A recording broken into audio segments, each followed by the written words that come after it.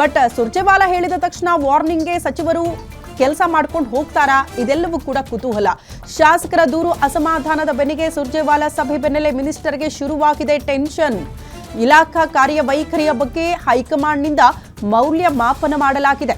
ಮೌಲ್ಯಮಾಪನದ ಆಧಾರದ ಮೇಲೆ ಸಚಿವ ಸ್ಥಾನದ ನಿರ್ಧಾರ ಕೈಗೊಳ್ಳಲಾಗುತ್ತಂತೆ. ಶಾಸಕರಿಂದ ಮತ್ತೆ ದೂರು ಕೇಳಿ ಬಂದ್ರೆ ಸಚಿವ ಸ್ಥಾನದಿಂದಲೇ ಕೋಕ್ ಕೊಡಲಾಗುತ್ತೆ ಅನ್ನೋಂಥ ವಾರ್ನಿಂಗ್. ರಾಜ್ಯ ಉಸ್ತುವಾರಿ ವರದಿಯ ಮೇಲೆ ನಿಂತಿದೆಯಂತೆ ಹಲವು ಹಾಲಿ ಸಚಿವರ ಭವಿಷ್ಯ.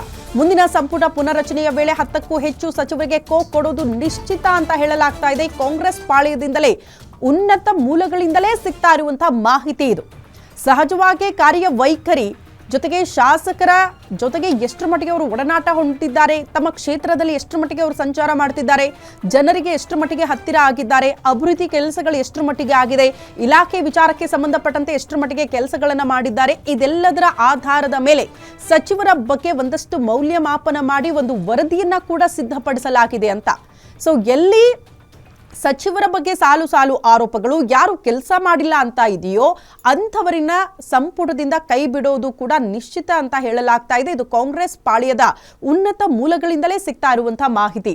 ಯಾವಾಗಲೂ ಹೇಳ್ತಾ ಇರ್ತೀವಿ, ಸಚಿವ ಸಂಪುಟ ವಿಸ್ತರಣೆ ಆಗಬೇಕು ಅಂತ ಆದ್ರೆ ಅಲ್ಲಿ ಜಸ್ಟ್ ಇರೋದು ಖಾಲಿ ಇರೋದು ಒಂದೇ ಸ್ಥಾನ, ಅದನ್ನ ಅಷ್ಟೇ ಭರ್ತಿ ಮಾಡಕ್ಕಾಗಲ್ಲ.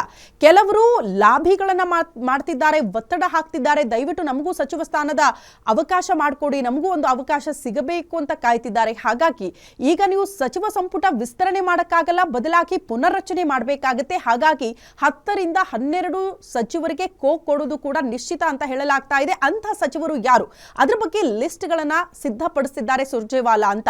ಈ ಬಗ್ಗೆ ಮತ್ತಷ್ಟು ಡೀಟೇಲ್ಸ್ ಅನ್ನ ಪಡ್ಕೊಳ್ಳೋಣ. ನಮ್ಮ ಪ್ರತಿನಿಧಿ ವೀರೇಶ್ ದಾನಿ ದೂರವಾಣಿ ಸಂಪರ್ಕದಲ್ಲಿದ್ದಾರೆ. ವೀರೇಶ್, ಸುರ್ಜೇವಾಲಾ ಅವರ ಈ ಬಾರಿಯ ಭೇಟಿ ಹಲವು ಸಚಿವರಿಗೆ ಟೆನ್ಷನ್ ಅಂತೂ ಸಹಜವಾಗಿ ಶುರುವಾಗಿದೆ.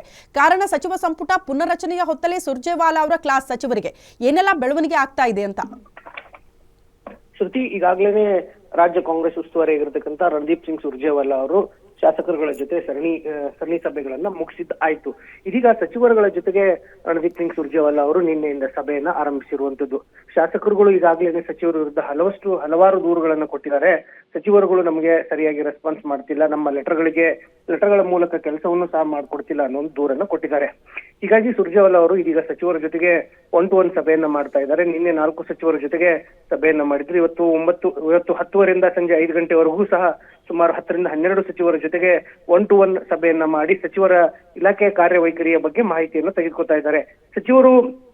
ಸಚಿವರುಗಳ ಭೇಟಿಯ ವೇಳೆಯಲ್ಲಿ ಶಾಸಕರುಗಳಿಗೆ ಸರಿಯಾಗಿ ಸ್ಪಂದಿಸಬೇಕು ಅನ್ನೋ ಒಂದು ಕಟ್ಟೆಚ್ಚರಿಕೆಯನ್ನು ಸಹ ಕೊಡ್ತಾ ಇರುವಂತದ್ದು.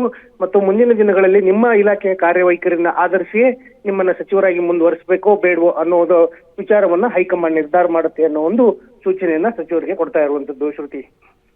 ಓಕೆ ವೀರೇಶ್, ಧನ್ಯವಾದಗಳು ತಮ್ಮೆಲ್ಲ ಮಾಹಿತಿಗೆ.